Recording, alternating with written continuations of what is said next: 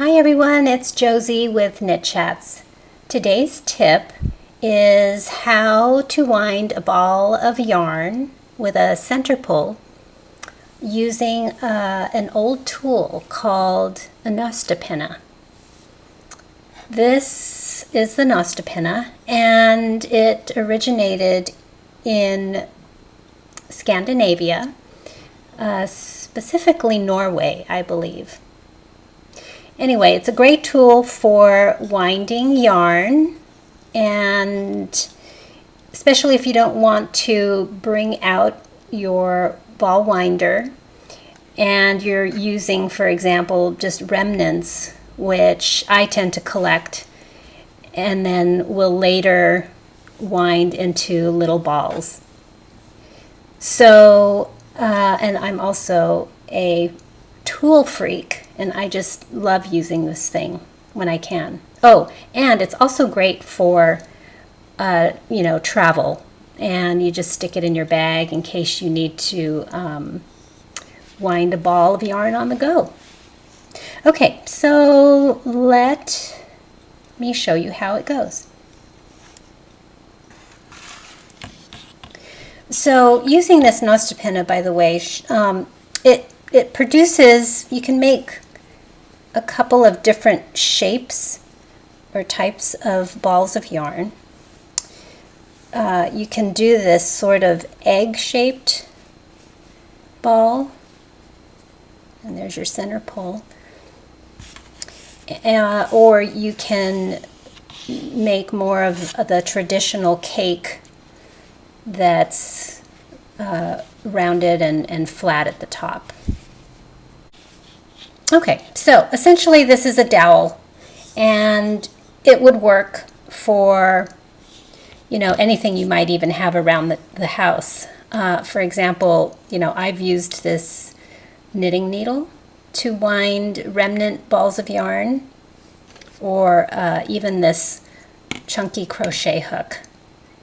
And so like this little fingering weight ball of yarn, I'm a little obsessive about winding my yarn, so even the smallest remnants I will put into a little ball, and it'll go into my remnant bowl. All right, let's get started. So here's a bit of yarn that was left from a recent project, and I'm going to go ahead and use my nostepinne to wind it back into a center pull ball. All right, so a lot of nostepinnes have this sort of notched edge up here at the top, which the way to use that is you would take the end of your yarn and wrap it a couple of times around that to anchor the yarn there. That becomes your center strand to pull. Then what you would do is hold the yarn here towards the middle, and you want to wind your yarn around a few times to sort of build a foundation.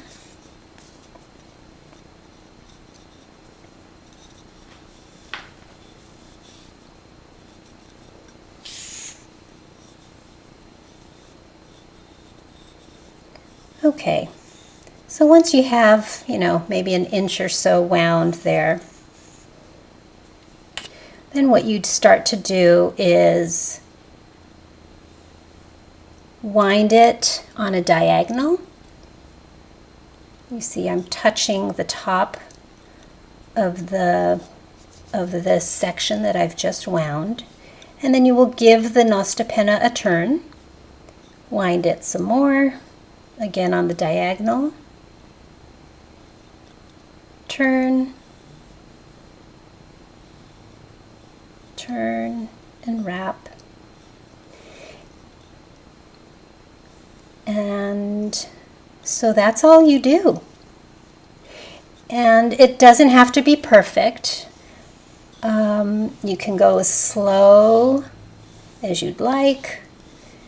You know, the strands don't have to be perfectly diagonal with each other, or perfect next to each other, and you tend to gain a little bit of speed.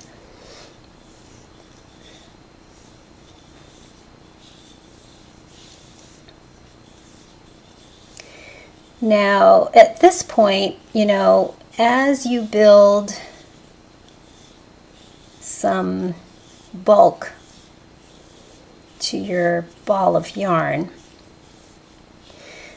what happens is you can continue doing it this way, where you're touching the wood corner to corner, you're touching the wood. That will create eventually more of the egg-shaped, this oval egg-shaped ball, which is perfectly fine. If you want to create the more of the standard cake with the flat top and bottom, you would begin at about here. You would start not quite touching the wood. You would just keep to the edge of this mass of yarn that you're starting to build here.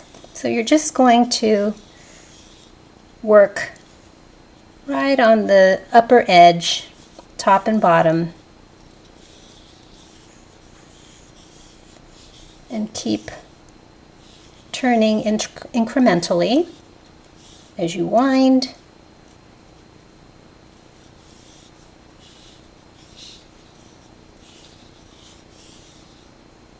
You see, I'm not quite touching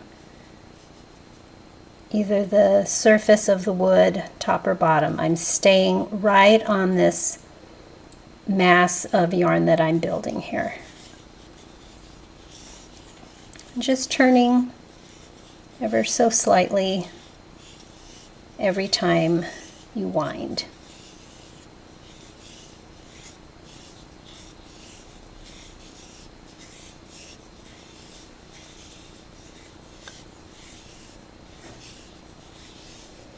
One thing I love about winding yarn this way is, you know, I get to know the yarn, I get to feel it and get a sense of the characteristics of the yarn before I work with it. Also, one thing to note is that you don't want to wind super tight, because that will just stretch your yarn. So get into a relaxed vibe and manage your tension so it's, you know, not too tight. Okay, so just sort of tuck it in there to the last, into the last strand, and then just slide this off.